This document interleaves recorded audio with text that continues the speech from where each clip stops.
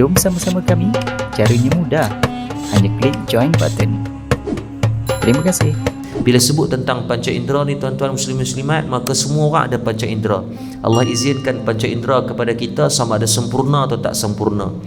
Ketika Allah mengizinkan pada saya tuan-tuan yang hadir pada pagi ini yang diberikan kesempurnaan panca indera, mata, mulut boleh bercakap, telinga boleh mendengar, hidung boleh bau, tangan boleh pegang pada sesuatu, maka ingatlah bahawasanya Allah sebut bahawasanya setiap yang disebut al-yawma nakhtimu ala afwahihim wa tukallimuna aydihim wa tashhadu arjuluhum bima kanu yaksibun. Tadi imam kita baca tentang ayat 65 dalam surah Yasin. Dan Nabi sebut di dalam hadis, Nabi kata wa'mal ma syi'ta fa innaka majziyun bihi. Apapun benda yang kita lakukan di atas muka bumi ini, maka kita akan dipertanggungjawabkan. Pada pandangan mata kita melihat perkara apa.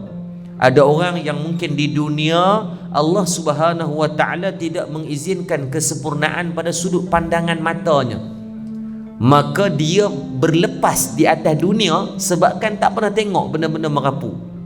Tapi pada saya dan tuan-tuan yang hadir ni, majoriti 99%-nya pandangan mata tengok macam-macam.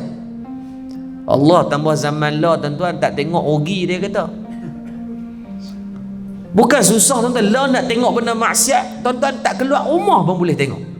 Dia kata macam mana pula? Try scroll kat Facebook tengok. Dia keluar segini dalam duk scroll tengok, saya keluar iklan baju dalam. Bila iklan baju dalam dibubuh patung ke orang pakai? Dibubuh orang. Maka dah dikira sebagai fitnah dari sudut panca indera, pandangan mata. Pandangan apa pula? Dia mat dalam keadaan hasad pula daripada datang pula dah gosip-gosip. Dia kata ustaz, kami tak pernah main WhatsApp, pernah main WeChat dah, pernah ada group WhatsApp dah. Allah kata kat orang juga, menyebarkan fitnah juga. Maka dari sudut panca indera kita ini akan dipertanggungjawabkan cukup banyak. Maka ada satu hadis Nabi SAW, kita tengok ada beberapa benda yang Nabi sebut yang hasil daripada fitnah panca indera ini datang daripada apa yang Nabi dah cerita kepada kita 1400 tahun yang lepas. Dalam satu hadis Nabi SAW, an Abi Hurairah radhiyallahu anhu anna Rasulullah SAW qala la taqumu as-sa'ah hatta yafidha al-mal wa tazhar al-fitan wa yaksura al-harju. Qalu wa ma al-harju ya Rasulullah? Qala al-khatl thalathan, rawahu Imam Ibnu Majah. Hadis ini daripada Sayyidina Abu Hurairah radhiyallahu anhu, kedudukan hadis pada kedudukan yang 24 dalam kitab yang dihimpunkan oleh Syekh Abu Ali Al-Banjari An-Nadwi. Maka dalam hadis ini kata Rasulullah SAW, la taqumus sa'ah, tidak akan datang kepada kamu, yakni kita semua ni, kiamat. Bahasa mudahnya Nabi kata kiamat tak akan datang lagi ni kepada kita, sehingga mana Allah Subhanahu wa ta'ala mendatangkan pada beberapa kejadian, pada beberapa alamat, pada beberapa perkara yang Allah akan datangkan kepada kita semua. Maka para ulama hadis, muhaddis membahaskan hadis-hadis yang Nabi bercerita tentang tanda-tanda kiamat ini menunjukkan bahawasanya pengasih dan sayangnya Allah kepada kita. Bagaimana manusia itu sendiri ketika mana kita nak marah kepada anak, atau kita nak kuat-kuasakan undang-undang, atau kita nak memberikan denda, maka kita akan memberikan peringatan terlebih dahulu. Kita nak buat undang-undang kat dia sebelum pukul 7 mesti balik di rumah, maka kita akan bagi dulu pesanan kat dia, ni ingat nah, start daripada esok abah tak mau balik lambat dah, pukul 7 mesti ada di rumah. Pukul 7.30 mau kena tutup TV dah, tak suruh tengok dah drama kau seadanya ke, aku seadanya ke, tak ada ke hak pertama ke hak kedua, tak ada dah, sebab kena sembahyang maghrib. Tidak adil kepada kita, pada anak kita, kalau kita terus pergi pukul dia baru kita bagi reason, tak. Maka inilah yang Allah Subhanahu wa ta'ala ajarkan kepada kita.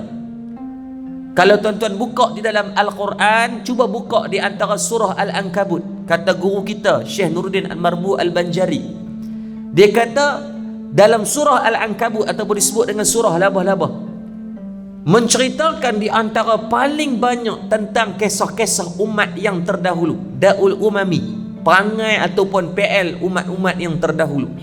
Bermula daripada ayat 14, Allah menceritakan tentang kaum Nabi Nuh alaihi salam, Allah menceritakan tentang kaum Nabi Lut alaihi salam, Allah cerita ayat 36 tentang kisah kaum Nabi Syuaib alaihi salam, yakni kaum Madian. Ayat 38 Allah bercerita tentang kaum Nabi Musa alaihi salam. Banyak cerita umat-umat yang terdahulu ini, bagaimana proses sinopsis mereka sama. Mereka buat benda maksiat, Allah turunkan utusan Rasul di zaman mereka mengikut daripada kaum masing-masing, umat masing-masing.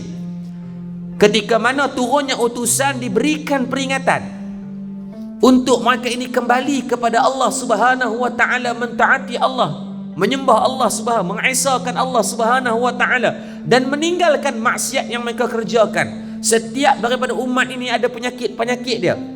Kaum Nabi Nuh alaihi salam, mereka ini bal tu'sirunal hayatad dunya, asyik sangat dengan dunia sampai tak sedar dah umat mereka ini hampir mencecah 1000 tahun. Maka kepada kaum Nabi Lut alaihi salam ada penyakit dia apa? LGBT pula dah. Pada kaum Nabi Syuaib AS, kaum Madian, penyakit mereka apa? Suka bohong dalam bab timbangan ataupun perniagaan. Nabi Musa AS, kaum dia apa? Adanya Harun, Haman dan juga Fir'aun. Penyakit mereka ni 3 sangkai pula dah. Maka setiap tu sama je proses dia. Buat maksiat, datangkan utusan, mereka ingkar, maka dihapuskan kaum mereka. Proses sama, ulang. Bahasa mudah tuan-tuan, cerita kronologi dia sama je, tukar daripada nama sahaja. Maka sebab itulah atas pengasihnya Allah kepada hamba, yakni kita ni, Allah Subhanahu wa taala memberikan peringatan demi peringatan demi peringatan. Sebab tu kalau tuan-tuan buka di antara kitab 40 hadis peristiwa akhir zaman, maka disebut hampir 80% dah apa yang Nabi sebut dekat kita, tanda-tanda kiamat ni hampir semua jadi. Hampir semua jadi. Macam baru ni Allah uji kita kan, sampai sekarang pun masih diuji beberapa kawasan tentang jerbu. Ada hadis berkaitan jerbu. Jadi antara tanda besar kiamat itu ketika Allah keluarkan asap-asap, kepulan asap yang banyak, dan hadis sebut datang daripada Yaman dan sebagainya, sehingga akan membuatkan batas manusia mata ni tak nampak, panca indera mata ni akan hilang fungsinya. Kita tengok bacaan IPU kan, beberapa tempat sampai 400, 500 ni tuan-tuan, sampai naik jadi kuning tu. Tuan-tuan, jam tu. Jam. Ketika tu tuan-tuan nampak tak matahari? Kau ulama menyebut di antara tanda-tanda kiamat. Bukan nak kata ustaz semua nak sabit. Ya memang kena sabit sebab memang kita duduk pada penghujung dah.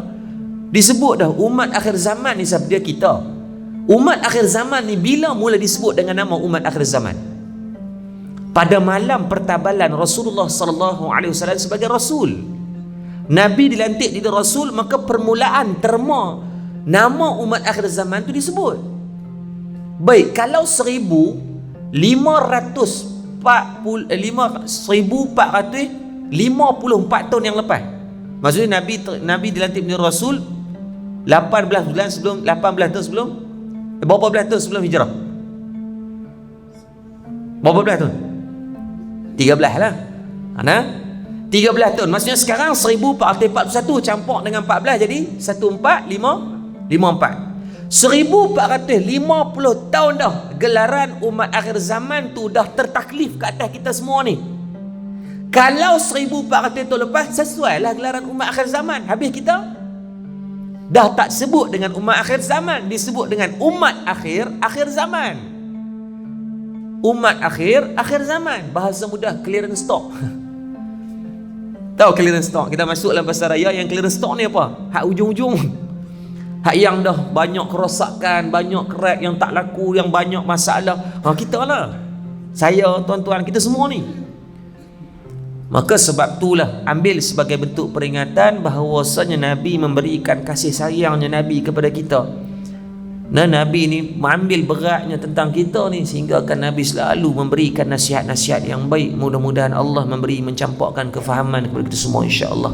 Maka yang pertama kata Nabi SAW, di antara fitnah yang akan datang kepada umat aku, Nabi kata yang pertama, ya fidal mal, akan datang kepada umat aku, yakni fitnah yang didatangkan dalam bentuk limpahan harta benda ataupun kebendaan yang banyak.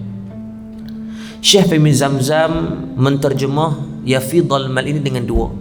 Yang pertama, harta benda yang zahir, duit ringgit. Muslimin muslimat dirahmati Allah Subhanahu wa taala, pertamanya kita faham macam ni.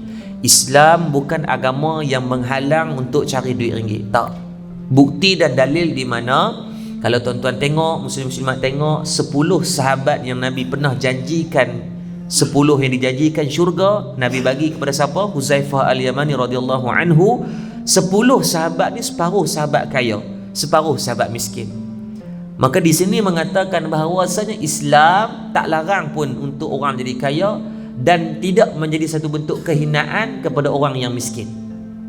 Sebab separuh sahabat kaya dijanjikan syurga, separuh sahabat miskin jadi syurga. Jadi apa isu dia? Maksudnya kaya dan miskin adalah subjektif. Pada orang kaya, jangan kamu merendah-rendahkan orang yang diuji dengan kemiskinan. Dan pada orang yang diuji dengan kemiskinan, jangan kamu menghukum orang yang kaya. Itu je. Tapi hari ini berlaku, hasad itu ditanam. Pada orang kaya, dia meletakkan satu bentuk skeptikal kepada orang yang miskin. Inilah orang miskin, pemalas. Padahal kadang-kadang kita tengok, bukan sebab dia pemalas, kadang-kadang dia kerja lebih daripada kita lagi.